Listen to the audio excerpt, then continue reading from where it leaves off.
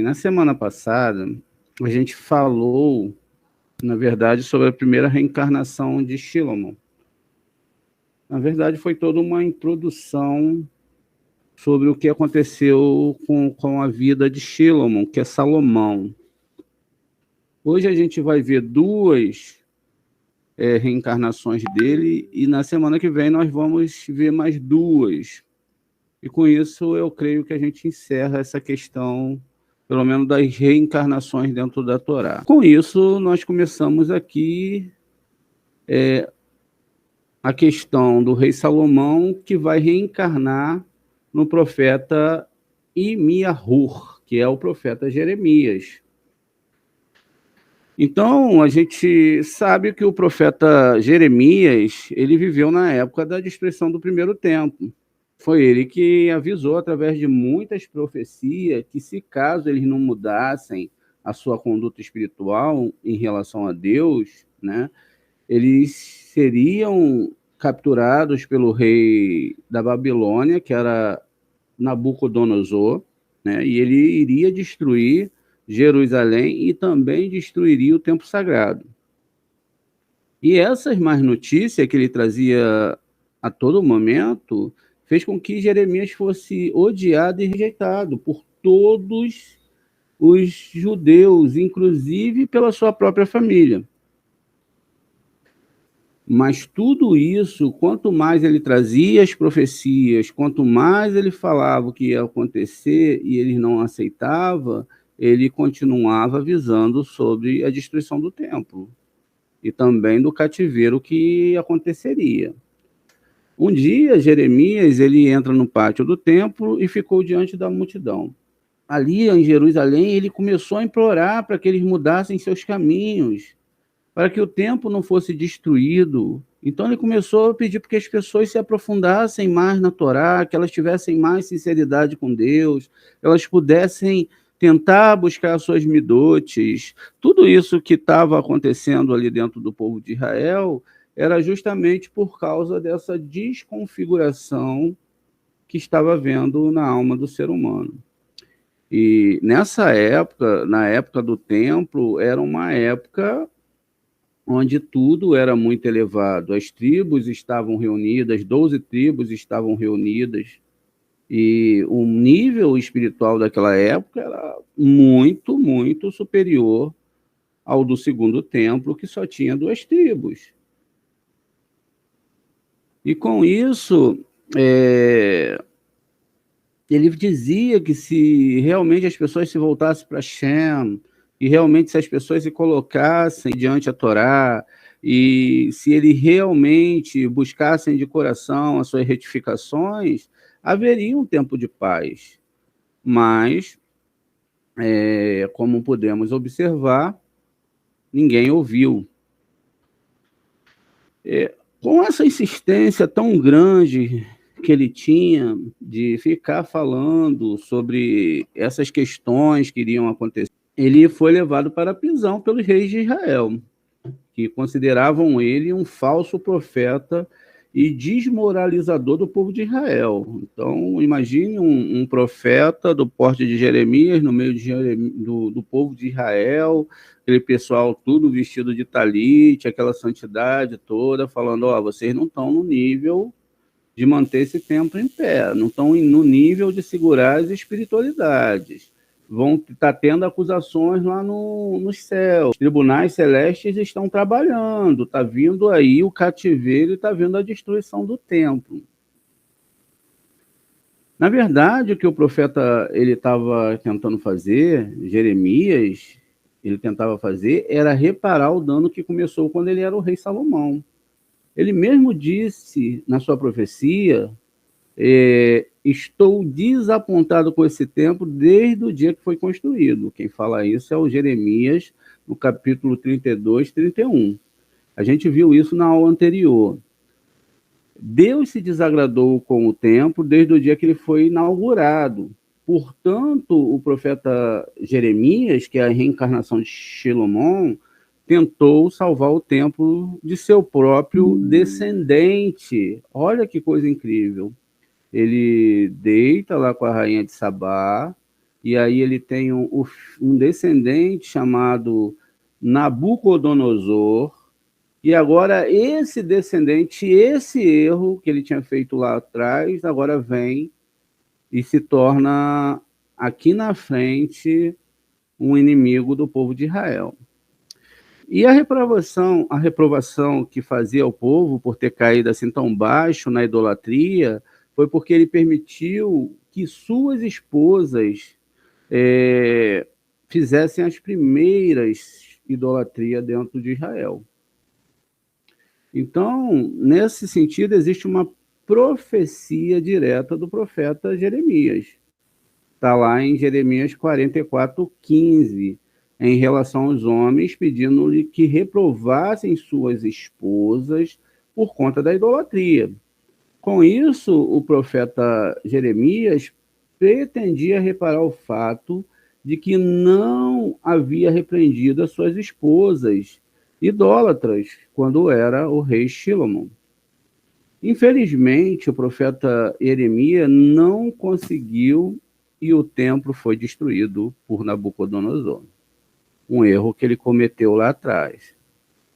Mas ele pelo menos tentou com toda a força. Ele fez a ponto de ser preso, de ser humilhado. Ele não se preocupava com o que as pessoas diziam. Ele não estava interessado que ele estava em Israel, participar de nenhum grupo especial, ou ser benquisto pelo rei. Mas a defesa dele era consertar alguma coisa que tinha começado errado lá atrás. Então, ele fez isso, e ele chorou muito no Beit HaMikdash, ele jejuou muito, ele foi censurado, e ele foi preso, e assim ele pagou. Na sua reencarnação, como o profeta Jeremias, as consequências da boa vida que teve. Lembra que o rei Shilomon, ele teve uma grande vida, teve muitos cavalos, muitas esposas, muitas riquezas que o Eterno falou que não era para um rei de Israel ter. Então, por isso que o profeta Jeremias é o único homem dentro do Taná a quem Deus ordenou que não iria se casar. Isso tá lá em Jeremias 16:2. E agora entendemos o porquê ele veio reparar o pecado de excesso de mulher que Shilomon tinha. É por isso que no seu tempo deveria abster-se da relação conjugal. Olha como as coisas funcionam. Isso não quer dizer que você vai entrar numa religião e você vai se tornar uma pessoa casta, porque aquela religião te confundiu aí, te levou a pensar isso, e você agora é uma pessoa casta por causa do pecado, da relação sexual, etc. Não é nada disso. A questão aqui é por uma questão de excesso numa vida, e agora, nessa vida, ele não poderia ter esse excesso. Então, a Kadosh Baruch Hu protege, porque sabia que ele já tinha esse problema. Então, se ele casasse uma vez, ele ia querer casar de novo, e assim sucessivamente, até repetir o mesmo erro. E isso poderia abortar a missão dele nessa vida. Além disso, ele teve uma vida pobre, talvez morando sozinho e vivendo somente de esmolas. O profeta Jeremias pagou pela perda do rei Shilomon, pela paz negativa do rei Shilomon. Paz negativa como? Ele queria alcançar a paz de espírito, força política, às custas das alianças que ele fez com os reis que estavam à sua volta e não confiando totalmente na Torá. Então ele fez aliança aqui, fez aliança ali, e assim ele achava que estava protegido. Foi a mesma coisa que aconteceu com Yosef quando ele estava na prisão, e ele pede o copeiro para que ele leve para o faraó e fale dele para o faraó. Quer dizer, ele não confiou que a vida dele estava totalmente na vida de Deus e que era Deus que ia resolver as coisas. Ninguém resolve nada. Porque, então, isso então causou que Yosef ele ficasse mais um ano na cadeia. Tá vendo? É assim que as coisas funcionam. Quanto maior é o nível do tzadik, quanto maior é o nível da pessoa que está lidando com a Torá, maior é o nível de fé, de certeza que você tem que ter. Quando a gente, então, passa por uma coisa grave, uma doença, alguma situação que pode ser maior do que aquilo que a gente imagina, e a gente passa pelaquela questão de terror e medo, isso mostra que a gente ainda não está com aquela fé plena de que tudo está nas mãos do Eterno, como o próprio rei Erimiahu teve, né? Então, esse profeta que é chamado por nós de Jeremias, né? Ele é conhecido como os profetas dos conflitos, porque ele acabou brigando com todo mundo da sua família, com os grandes reis de Israel. Ele não era político, né? E ele só estava interessado em falar a verdade. Ele não fazia política. Eu não estou falando dessa política que a gente tem hoje. Não estou falando dessa moral que nós temos hoje. A gente está falando de homens que eram homens de Torá e que baseavam a sua vida em cima da Torá. Então, os erros aqui são até infantis para os erros que nós vemos hoje, tanto do lado A como do lado B. A questão dentro do que se vê hoje nunca é o Hashem, nunca é o povo, é sempre se manterem no poder, seja direita ou esquerda, a ideia é essa, porque eles não usam a Torá para falar que o mundo vai melhorar através da Torá, eles usam a política. É permitido pelo Eterno, mas a própria Torá fala que nós não devemos nos associar a nenhum político.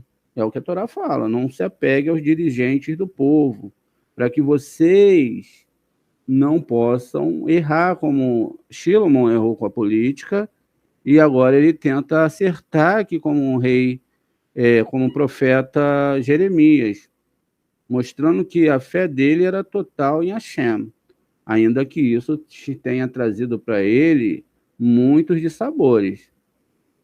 Então, ele era realmente um homem que conflitava as pessoas por conta da sua ideia do divino. Enquanto que nós vemos aqui, e podemos fazer uma reflexão, é que dentro disso tudo, nós temos, então, que ver que o que está ocorrendo aqui é totalmente ao contrário do que nós vemos hoje. Pessoas estão confiando em dirigentes, em políticos, que acontecer isso e aquilo, e que assim vai ser bom, e que vai ser ruim, e toda hora o Eterno pega e vira o relógio, e vira o tempo, e vira a situação. Não, você acha que vai ser assim? Não vai ser. Aí ele vira para o outro lado. Aí as pessoas acham que vai ser de um jeito, ele pega e vira para o outro lado. E ele está a todo momento conversando com cada um de nós. Aí a situação está de um jeito e a gente está numa dificuldade, ele vai e vira para o bem. Mas aí quando a gente está achando que está tudo muito bom e que as coisas tá como tem que ser, e etc., ele vira ao contrário de novo. Até que a gente possa entender que não existe acaso e que nem sempre uma coisa que parece que é retilínea, ela continua assim. Ela pode chegar lá na frente, ter uma lombada onde você vai subir e descer. Então, nada está retilíneo. Nada está da forma que as pessoas imaginam que está. Mas que a cada momento, essa evolução da alma, essa evolução de cada povo, porque cada povo que está na Terra tem o seu ticum, eles vão passar por esses altos e baixos, independentemente da política que vai ter, do que vai acontecer na ideia das pessoas, que alguém vai vir para salvar ou não salvar, não é assim que funciona. Taná fala que não existe outro salvador a não ser o eterno. Não, ele fala, eu não conheço outro salvador, vocês podem inventar, vocês podem falar, vocês podem eleger, vocês podem chamar, mas não existe outro salvador. Não há outro além de mim. Você pode ir atrás das suas ideias, pode ir atrás das suas convicções, pode fazer parte do grupo tal, B, Y, tudo bem, isso é até uma forma da pessoa ter as suas ideias, não tem problema nenhum, mas achar que existe outra pessoa que pode fazer alguma coisa, a não ser o Criador, não tem. E ele prova isso com o rei Ciro. Ele fala: olha, eu ungi o meu rei Ciro, não era judeu, e ele vai libertar o povo de Israel. Vai ser ele que é o meu ungido. E ele escolhe qualquer um, a qualquer momento, em qualquer tempo. Mas é sempre ele. É sempre ele. Nunca é o ser humano. Nunca é o grupo. Nunca é. Então, vamos continuar aqui. Ele faz toda essa questão política. Naquele momento ali, deu certo, mas na outra vida ele passou por tudo ao contrário para consertar. O ponto mais importante e surpreendente nisso é que depois da destruição do templo, um líder chamado Yohanan ben Karer decide levar o resto dos judeus ao Egito, algo que alarmou o profeta Jeremias. A gente sabe que Jeremias é o profeta Jeremias. E que ele, depois que esse Jeremias, que era o profeta do conflito, né, ele levou o resto dos judeus ao Egito, que alarmou o profeta Jeremias. E para isso ele saiu gritando, por favor, que não era para ele fazer isso, não levar as pessoas de volta para o Egito. Então ele estava tentando reparar a aquisição de cavalos egípcios que ele tinha obtido na vida anterior, como o rei Salomão. E Deus havia avisado na Torá que se ele pegasse os cavalos do Egito e começasse a andar com essas questões com o Egito, eles voltariam no Egito. E aí, então, não adiantou nada ele falar, porque ele já tinha comprado os cavalos na vida anterior. Então, ele não pôde ajudá-lo. E ele também foi levado à força para o Egito. E lá ele foi apedrejado por judeus rebeldes e assassinado, segundo o Sede Hadorot Midrash Haggadah, Bar Midbar 30 11. E com essa sequilá, com esse apedrejamento, ele pagou o rei Salomão a idolatria que era feita em sua casa pelos egípcios e pela filha do faraó. Muito bem, gente. Shalom, até já.